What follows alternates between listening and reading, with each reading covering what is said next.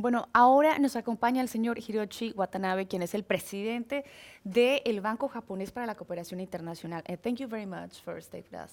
Oh, it's my pleasure to be here. First of all, I want to ask you, how do you see the relation between Japan and Latin America? How it is progressing now? In case of Japan, we have already established the good relation with Latin America, more than 20 years to that.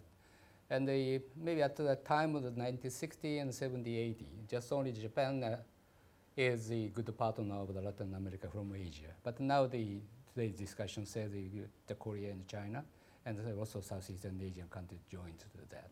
But I think now that Japan is going to be the stable and reliable partner to the Latin American country to that. So we are not the booming, we are not shrinking to that, but we are going to maintain some good level of the coordination in the coming days. That is the current Japanese policy to Latin America.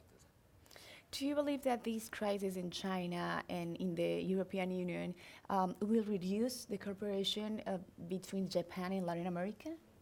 I think in the case of if we compare with the European countries, so we don't have no longer the history with the continent to that. So they will have somewhat very much maybe genuine the cooperation, the sense of the coordination to that. So we have started with the trade, and also we have started for the investment into the region to that. So in that sense, I think it's somewhat free from the historical the trauma or any other things to that.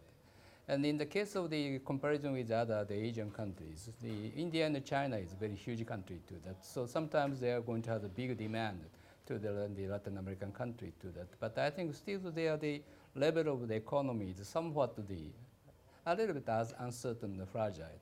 So sometimes they need a big demand to that. But next year they have totally disappeared such kind of demand. Such kind of fluctuation has been affecting the Latin American country economic performance in the last 5 years to that.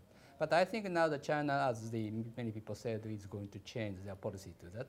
And also even the Southeastern Asia and the India is going to reach some level to that.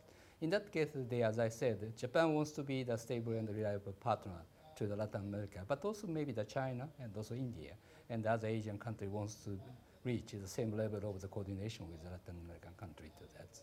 Thank you very much for your Thank time. you very much. Good. Bien, seguimos en esta transmisión en directo de la conferencia CAF en su versión número 19 desde Washington.